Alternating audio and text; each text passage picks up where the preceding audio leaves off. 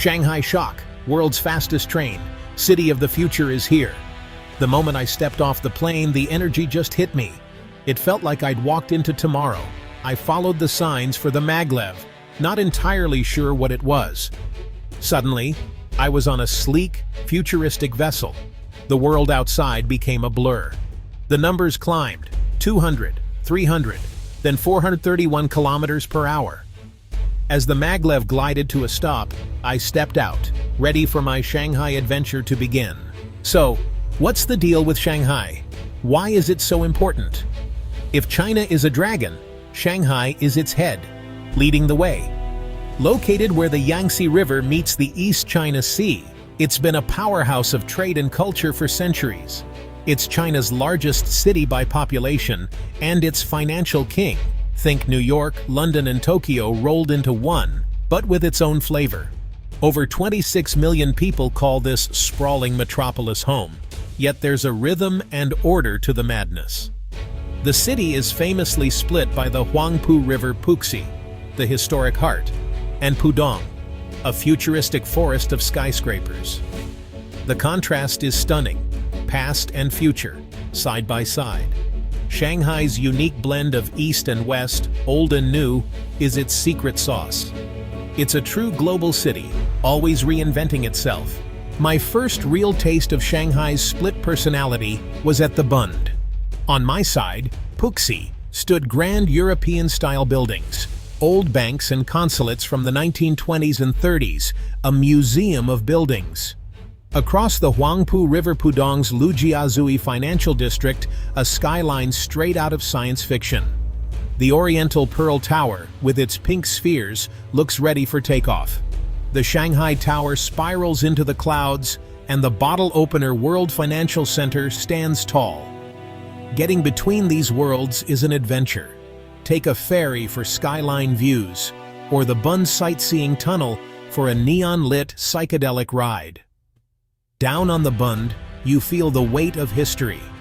In Lujiazui, you feel the pull of the future. The skyscrapers are so tall, you have to crane your neck to see their tops. Elevated walkways connect the buildings, making you feel like you're in a sci-fi city.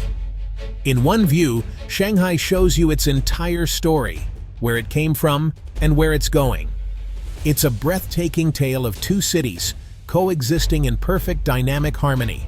The past and future, separated by a river, united by ambition. Nowhere else in the world is the contrast so vivid. Shanghai's duality is its magic. How do you get around a city of 26 million? The Shanghai Metro. It's massive, spotless, and efficient. Signs in Chinese and English. Trains every few minutes, air-conditioned and smooth. Buying a ticket is easy, and everyone pays with their phone. People line up neatly, board calmly, and inside, it's quiet. Just music, reading, and phone screens. The metro is the city's circulatory system, connecting ancient gardens, trendy neighborhoods, and shopping paradises. It's the best place for people watching. Business suits, students, grandparents, and tourists all sharing the ride. Once, a student named Lily helped me navigate the map and recommended the best soup dumplings. For a few yuan, you can zip across the city, making Shanghai feel accessible and alive. The metro isn't just transport, it's the pulse of Shanghai. Riding it, you move with millions, sharing the city's rhythm. It's the key to unlocking Shanghai. After the futuristic gleam of Pudong and the grandeur of the Bund, I craved something cozier. Enter the French Concession, a neighborhood where the city's pace slows and tree-lined streets replace skyscrapers. London plane trees form leafy tunnels over European-style villas and Art Deco apartments. This was the heart of French life in Shanghai, and you can still feel that history in the architecture and street names. I met a local artist, Wang, who called it our little Paris. He showed me hidden courtyards, iron gates, and fading French signs. Many old villas are now apartments, but the sense of community remains. The French Concession is also a hub for Shanghai's chic side. Boutiques, galleries, and cafes fill the old buildings. I spent an afternoon exploring, a hidden bookstore, a mad scientist barista, and locals on vintage bikes. Here, history isn't just preserved, it's alive, blended with the city's modern rhythm. It's a place to slow down, get lost, and discover Shanghai's beautiful secrets. Just when I thought Shanghai couldn't surprise me, I found Yuyuan Garden, a tranquil oasis built 400 years ago. Zigzag bridges, dragon-topped walls, koi ponds and pavilions create a living painting. Elderly men practice calligraphy with water on stone, their art evaporating in the sun. Yuyuan Garden is a masterpiece of classical Chinese design, a place to slow down and reflect. Outside, the bazaar buzzes with life, and the legendary Nanjing steamed Bund restaurant. Soup dumplings, xiaolongbao, are the star. Lift gently, poke, slurp the soup, then savor the dumpling. Pure, delicious magic. After dumplings, I wandered to People's Park and stumbled upon the Shanghai marriage market. Parents gather, posting details of their children on umbrellas. Age, job, education, all in search of love. It's a real-life matchmaking bazaar, a funny and touching glimpse into modern Chinese family life.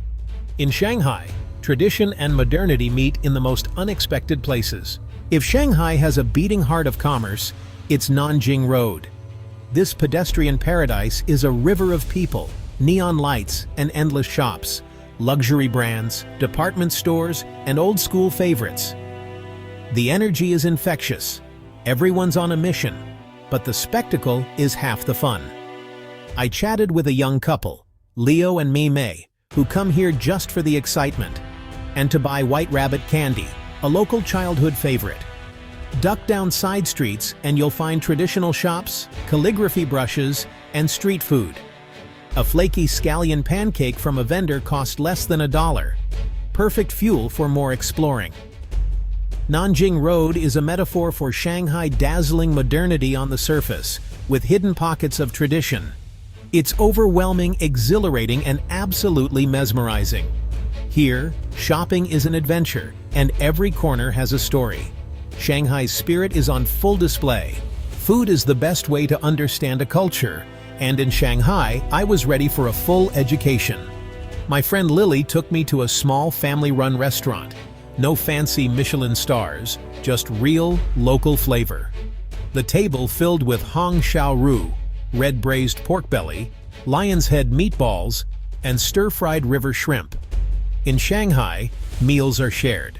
Everyone tries a bit of everything, and pouring tea for others is a sign of respect. We talked for hours about family, dreams, and life in a city that never stops changing. The highlight, hairy crab, a seasonal delicacy with sweet, delicate meat and prized roe. It was messy, but unforgettable. The owner, a cheerful grandma, came over and smiled. No words needed, just the language of good food and full bellies. In Shanghai, food brings people together. Every meal is a celebration. There's no better way to say goodbye to Shanghai than seeing it in all its nighttime glory. I took an evening cruise on the Huangpu River. The Bund's historic buildings glowed gold, while Pudong's skyscrapers lit up in a dazzling show. The city shimmered, reflected in the water, a dreamscape of light and ambition. As the cruise ended, I wandered the city, soaking in the electric cars, the local dialect, and the small details that make Shanghai unique. Leaving felt like saying goodbye to a friend. Shanghai had welcomed me, surprised me, and made me feel at home. My advice? Come with an open mind and an empty stomach. Get lost, ride the metro, talk to strangers, and eat everything. Shanghai is more than a city, it's an experience. As my taxi headed to the airport, I looked back at the skyline and smiled. I knew I'd be back. Zaijian, Shanghai. See you again soon.